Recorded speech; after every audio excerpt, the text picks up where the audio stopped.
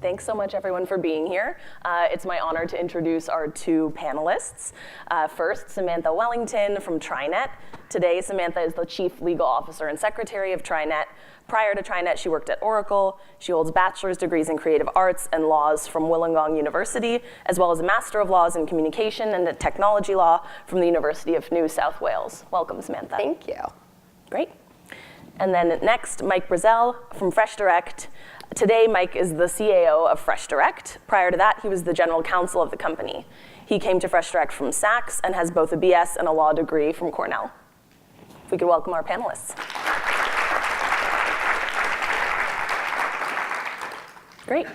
So in my eyes, both FreshDirect and TriNet are, in a way, health and wellness conduits. So during the panel, we'd love to explore the opportunities and challenges facing both companies as they strive to improve wellness outcomes for their users, scale their reach, and in general, build healthier communities. So if we could start off, what consumer pain points did your companies set out to solve? So we've been around for 30 years. So the consumer pain points that we set out to solve are probably a little different now. And what we're solving for now is probably a little different. But in the context of health and wellness, one of the primary pieces of the value that we offer to our customers is access to competitive healthcare. So what I mean by that is talking about sort of price point as well as variety of plans that you wouldn't necessarily otherwise have access to if you're a small or medium-sized business, which is primarily our target market. And we then sort of expand that out into expertise over the health and wellness space. So when I talk about that, what I'm talking about is healthcare, but then all of the additional pieces that go into health and wellness. So if you think about health and wellness in the context of your overall benefits package that you might be offering to your employees, and sort of this idea of curated expertise that can guide you in the right direction in terms of decisions that you might make for your employees. So 18 years ago, the founders of FreshDirect were focused on a couple of consumer pain points. One is they saw the future that people did not want to spend their leisure time in supermarkets shopping for food.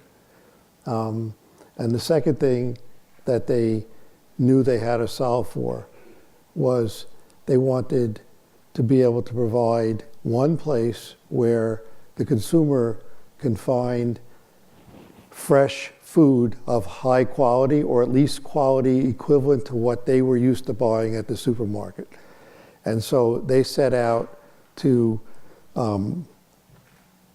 provide the convenience and one-stop shopping for high-quality fresh products, which is where the consumer makes his or her choice on shopping. It's on the fresh side, either produce or meat, fish, or poultry. So our focus was getting people over that pain point of figuring out how do you convince somebody that we can do just as good a job, in fact, do a much better job of selecting fresh food than the consumer can do that in a supermarket? How do you build the trust that we can pick better avocados and we can pick better melons? And 18 years later, we know we've solved for that because once you're in your, say, second or third buy with us, and we're really not interested in the ones who look for the $25 off or free shipping on the first $100 order. We're interested in sort of lifelong customers, but once they get to that second, third, or fourth order, they get the fact that we do it better than them. And the interesting thing is that what we find is that when that either single person or young couple, one form or another, in urban areas, then move to the suburbs, we find that the conversion is even greater, and the need for us is even greater. Great. So you both spoke a little bit about access, which is obviously one of the main issues facing consumers and businesses in the health and wellness space, but amongst other issues that are the most prevalent, what would you say are the biggest ones? In terms of access to healthcare? Oh, that's probably a bigger topic than we have time for right now. But I think one of the biggest challenges that consumers have in terms of access to healthcare on their own is price point, right? Like, how am I going to get there? Because this country in particular, generally speaking, the way that folk are going to access healthcare is via their employer, generally speaking. And so if I flip that over then into sort of a business question, so who are the folk who are buying our product or our service? What's the solution that we can offer to that employer, right?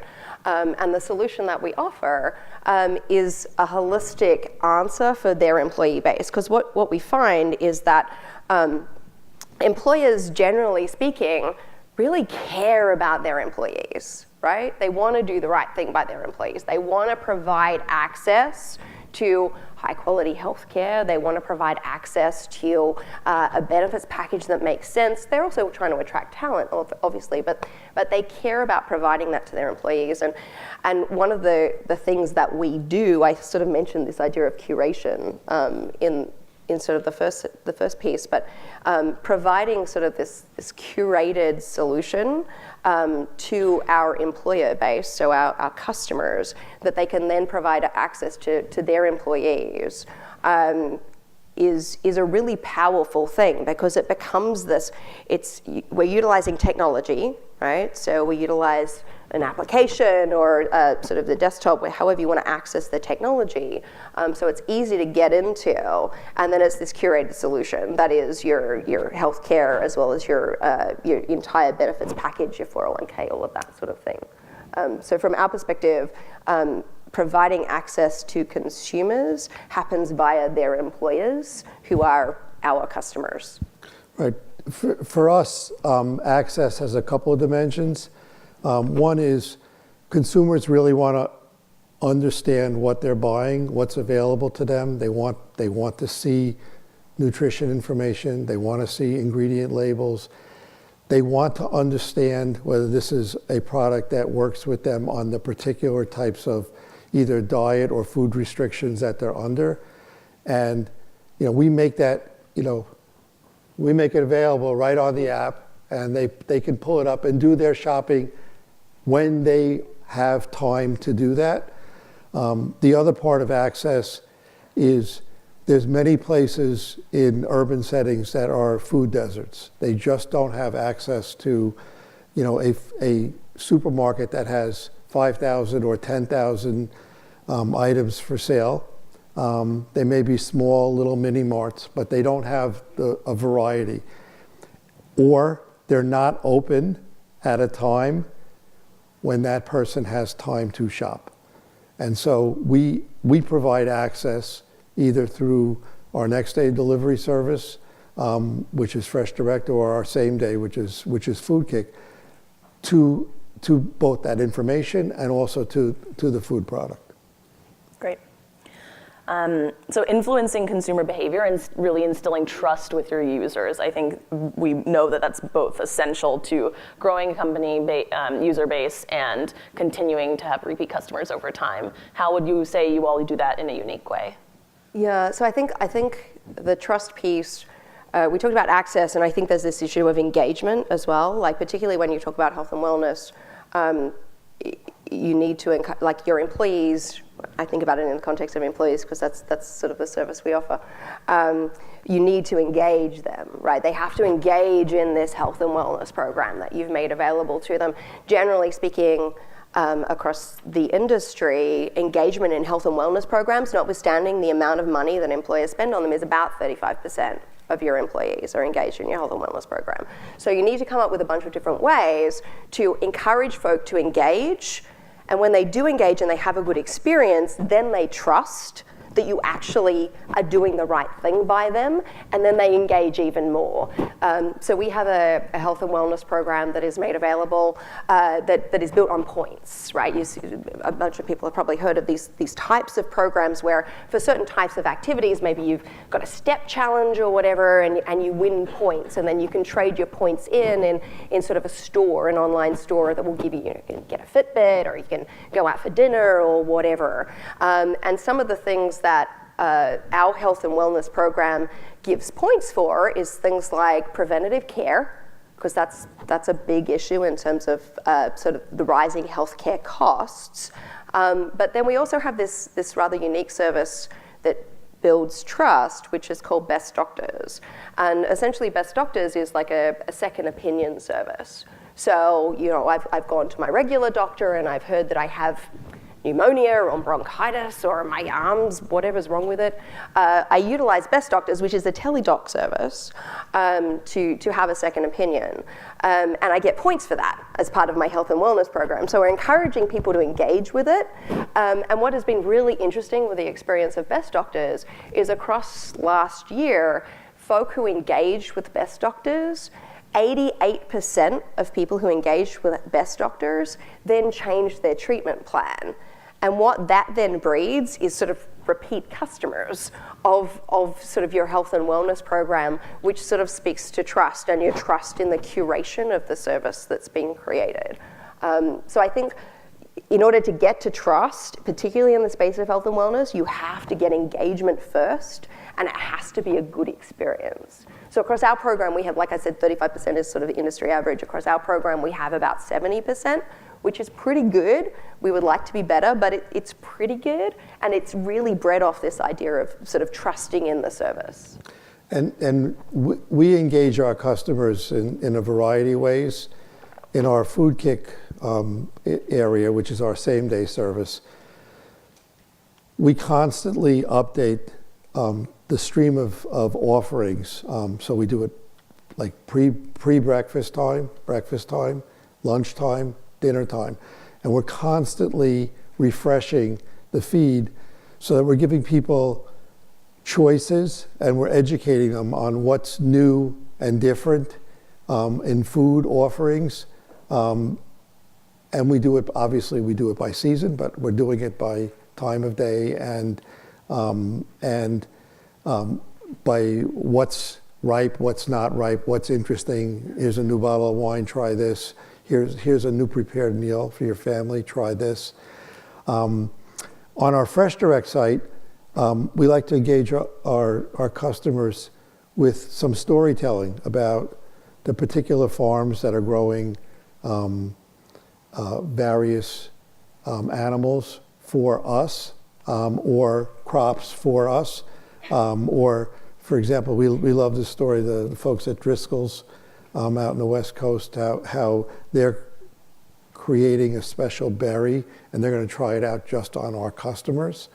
And this sounds sort of boring and mundane, but our customers love when there's one of the millions of food recalls that occur, that we actually know what they bought, when they bought it, and we send them an email and a voice shot or a text saying, you recently bought, last year was, you recently bought romaine lettuce, and please throw it out, which you don't get from your retailer.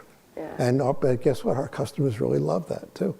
Which I think that's very big on the trust point, right? Yeah. This idea of I trust you to service me in a way that is going to look after me, which I think also speaks to authenticity. Like there's an element of authenticity that consumers expect and need from vendors like ourselves, or from any vendor. I don't know who we've got in the audience, startup founders, whatnot. Your consumers want you to be authentic, and they want you to genuinely care about them. And I think that sort of, it sounds little, but this idea of I'm hearing about the farm from which my food has come from is sort of an authentic element of an experience. Right. I mean, one of our favorite stories is we've got a picture of our head meat merchant, and he's standing in a pasture, but there's no animals around.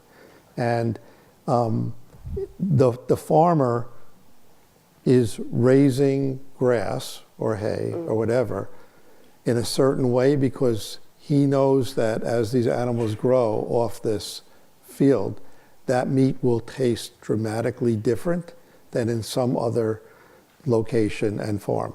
And so while this farmer is raising, for example, cows or cattle or whatever, or lamb or sheep or whatever, really what this farmer is doing is raising grass for that product, for us, for a special taste.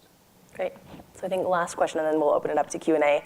And you both talked about this a little bit, giving consumers personalized experiences, giving them optionality, and driving trust that way. Given the increasing diversity of today's user base of tech and health and wellness, how does your company, if at all, ensure that they're incorporating differing needs and preferences of different populations into your product operations and vision?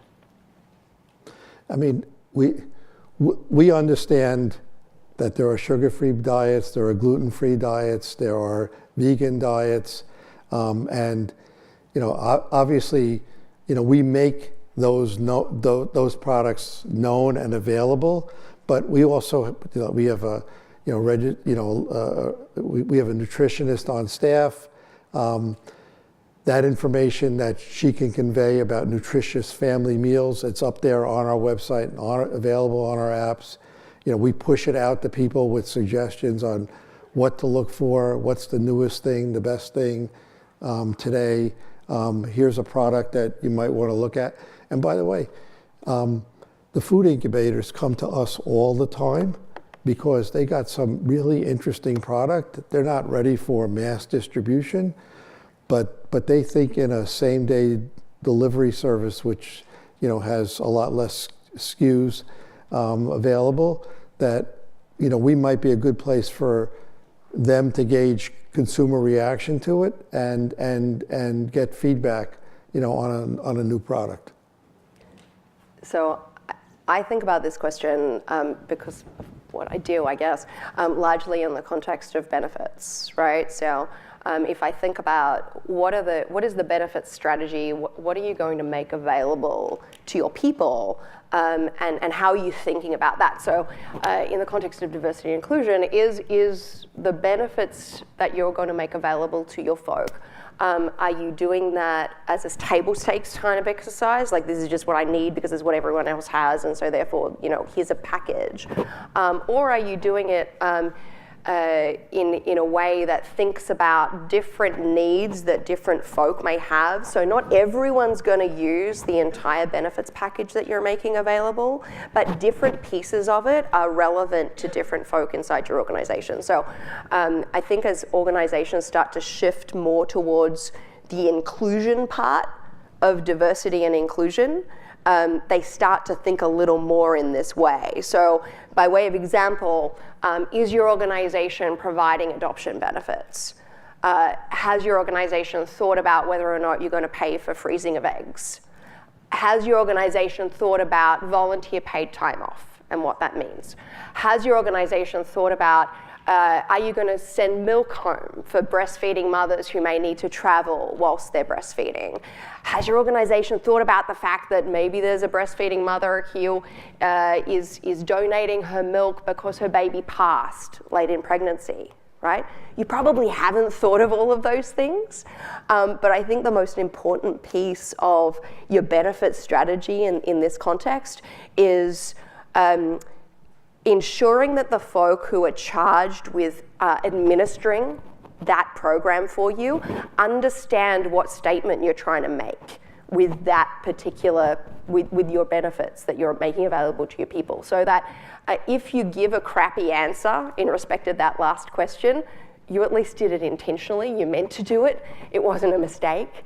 I think about this a lot in the context of, so Obergefell v. Hodges, right, which there are maybe some heads nodding. So Obergefell v. Hodges was a 2015 Supreme Court case that effectively made same-sex marriage legal in this country, right? So before that happened, there were 3 different types of employers in the context of sort of benefits in this space. You had employers who were only covering married couples. And then you had employers who were covering both married couples and all domestic unions. And then you had employers who were covering married couples and same-sex domestic unions. And so if you think about the fact that some people consider healthcare to be a universal human right, and then if you think about the fact that in this country, really the way that most folk access their healthcare is via their employer, the statement that you're making as an employer when you decide to cover or not cover a certain type of benefit is a really strong social statement, and it speaks to culture. So it speaks to the culture of your organization and the culture that you're trying to create. And there's no right or wrong answer. I certainly have views. There's no right or wrong answer, but you need to be very intentional about what you're doing in your benefit space, because it is going to feed into your company culture, and it's going to speak to the type of talent that you're going to attract. So for me, the benefits piece is a really big chunk of your organization's diversity and inclusion strategy. Yeah, I think that's a really poignant connection. And maybe last quick question, and then we'll open it up for Q&A. Final advice for young founders interested in the health and wellness space. Well, I mean, clearly you need a good lawyer, right? I mean, that was kind of funny, but it's true, right? Like, this space is really heavily regulated. It's not your typical sort of tech startup, I've created a SaaS platform and then folk are just going to kind of access it, right? So your regular strategy in respect of how you might hire your first attorney or where you might get your attorneys from isn't going to work in this space. It's heavily regulated, and footfalls are really heavily penalized. So that's, I think, my first piece. And then I think more generally, what I think is really interesting, and I think you guys are doing this, is we're seeing a shift in terms of where funding is going from sort of the business to business type model, and more sort of founders are focusing on solving a consumer problem. There's this real sort of consumer frustration that exists in health and wellness generally, and healthcare in particular. And I think what's interesting is a shift from startups that are focused on sort of solving at an organizational level, so solving sort of at the insurer, healthcare company type level, and a real direct-to-consumer type focus, which I think is really interesting. Yeah, I would just say find your point of differentiation and make sure it's meaningful. Yeah. Great, wonderful. Thank you both so much for all of your great thoughts, and we'll open it up to Q&A.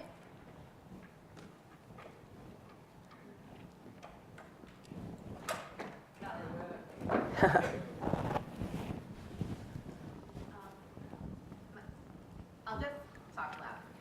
Michael, you mentioned the food deserts. My understanding is that a lot of those are in extremely poor communities, and I guess I was wondering what your penetration is in those communities, because my understanding is that, and I might be wrong because I haven't used your product, is that there's often a premium to food delivered to the home. So I was wondering kind of what your penetration is in those communities, what your reach is in those very. Okay, so I can't tell you off the top of my head, how we penetrate per zip code. My marketing people can. Our price points we have to be competitive. And we obviously do our own internal benchmarking and indexing against any of our major competitors, and we're within 1 or 2% on the cost side. I think the bigger issue, okay, is when will the USDA, meaning when will the federal government ultimately figure out how to incorporate the SNAP program into online? Yeah. Okay, that's the bigger issue. It's during the Obama administration, there was a push to get grocers to participate in some tests of that. We actually were one of the companies, one of 5 in the country that were selected to test it. It has lost its momentum in the last couple of years, but I think that's one of the issues. But I think, by the way, part of it is we do make it very clear that we service every single zip code, like for example in the 5 boroughs. We make that very, very clear. I don't know whether everybody does that, but we do.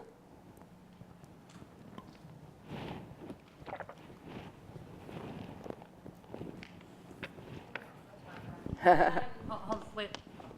The food industry is probably one of the largest waste producers at least in the United States. So I was just sort of curious, you're clearly solving a problem of convenience, but does Fresh Direct, and I quickly Googled it and didn't find anything, but does Fresh Direct have a plan for like this larger problem in the United States with high amounts of organic waste and packaging waste?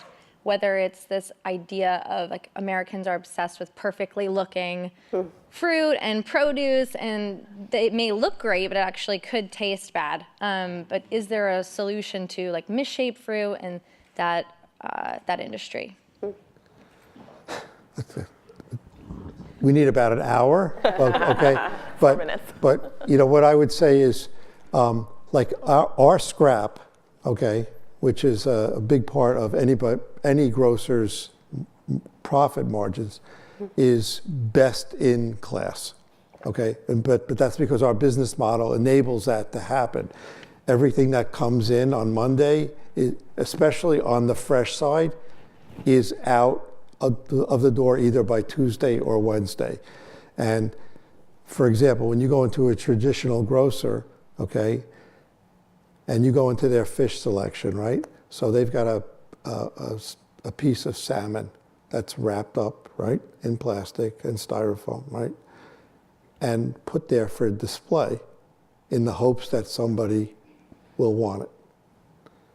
Our model is you order it on Monday night, we cut it Monday night, overnight, and we deliver it on Tuesday for you. You asked for a center cut, and you asked for 6 to 8 ounces, and that's what we deliver to you. And so, in that respect, we cut down the waste for sure. In terms of packaging, we and by the way, and most grocers are trying really, really hard to figure out the way that makes something appealing to purchase and at the same time reduces waste. We think we've done a pretty good job in the way that we package our products. We stopped using boxes and no longer use boxes. And now, yes, you see them every place, but now they're the heavy Fresh Direct bags, and our consumers love them, and they're very happy that we're not piling up boxes on the sidewalks for being taken away.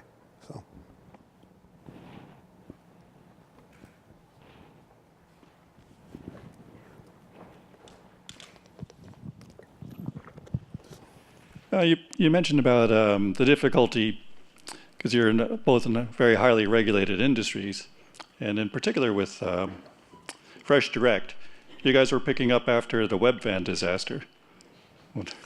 How did you go? What advice would you offer for fundraising if you're a startup looking to be in a highly regulated industry? Okay, so I think you'll be surprised to hear that I don't think that we view ourselves as in a highly regulated industry. I would look at healthcare as much more regulated. I mean, there are obviously there's a lot of food safety issues that we're focused on, but we're we have a whole supply chain of product, okay? We have a manufacturing side, okay? We've got sort of an assembly side of the business where we pull orders together. And then we've got a logistics side of the business. And then in a way, we're very traditional bricks and mortar with an e-commerce storefront. I think you have to think about it as a typical business model that has just a different approach to consumers, more than thinking so much out of the box. And I think if you are thinking out of the box, and if you're going into an industry that either is highly regulated or perhaps even isn't regulated yet, has really old regulation and you're sort of dealing with it in a new way. I'm thinking of the very obvious example of sort of Uber and Lyft, right? In those sorts of areas, what generally serves companies well or startups well is engaging in a really proactive way with regulators. So actively reaching out and engaging in a proactive, writing the regulation for them. So here's what we're doing. We wrote it for you. That's really helpful, right? Because you can craft your own story around that. And then regulators love it too, because you're helping them out, right? And you're engaging in this proactive kind of way. So I think if you're in one of those sorts of industries or spaces, that generally would be best practice. You obviously need, again, good lawyers to do that for you, and good lobbyists probably as well. So here's a quick example. So what's highly regulated in our business? Liquor. Okay? And there's no retailer in New York City that offers wine and spirits, okay, except us. And we met with regulators. And what they said is you need to get a liquor license. And in New York State, and every state is different, but in New York State, you have to buy a liquor store to get a liquor license, okay? And then the state liquor authority will allow both transportation or delivery permits, okay, and will allow warehouse permits, and will let people actually buy that liquor online. But when you buy liquor from us, you're buying it from a separate, distinct subsidiary of Fresh Direct, Fresh Direct Wines and Spirits, Inc., and you get a separate bill from us. So we worked with them, and we did it the right way and the lawful way. Great. Do we have time for one more question? We have time for two more. Great. First off, thank you for being here. I can say that I have great benefits because I'm a TriNet employee. And I do love fish from Fresh Direct as well. But my question is about how Amazon has caused your industries to pivot, whether it's through Amazon Fresh and Whole Foods or through Jeff Bezos' new venture with JP Morgan and Berkshire Hathaway in the healthcare industry. All right. I'll jump in on that. Okay, so when Amazon announced that they were buying Whole Foods, I was actually at some industry conference sitting with and I was at a table with some investment bankers, and I saw it come all across my phone, and and then literally my phone lit up with one of our board members calling me and saying, "What do you think this means?" Okay, and so here was my reaction, and it's not a criticism, okay, of the deal, but here was my reaction. I think Amazon recognized that they had made no inroads at all to the largest industry in America, which is the grocery industry, okay? Anybody can sell Tide, okay? Anybody can sell Cheerios, okay? But to get to a consumer's heart and soul on food, it's fresh. It's produce, and it's meat, seafood, poultry, fish, okay? That was Amazon.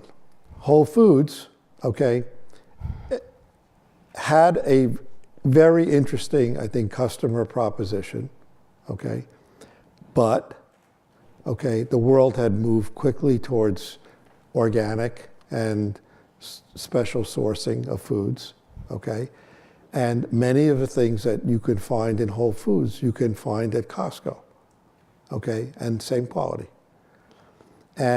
But the world is still moving towards e-commerce and moving towards home delivery. And so I think both of these organizations, okay, recognize that they could not do what they wanted to do, and that the future was not going to bode well for either of them in that space unless they did something. They both needed each other, okay? Now, I think that the more interesting proposition is when you look and see what For example, Kroger announced about a year ago with a company called Ocado, which is a technology solution based in the UK. Kroger is going to build 25 huge distribution, warehouse, maybe manufacturing centers around the country to both provide a distribution network for their stores and distribution for customers who want to order on e-commerce and get delivery. That sounds a lot like what Fresh Direct has done already. So the answer is that, you know, this industry is so big that if you have even a handful of a percent, you can actually be extremely successful if you know how to do it. But we think that our model is the future, even though we're 18 years old, because we have 18 years of learning in an industry where people are just trying to learn how to move to e-commerce. Great. Awesome. Well, thank you, everyone. I think we're getting the cue.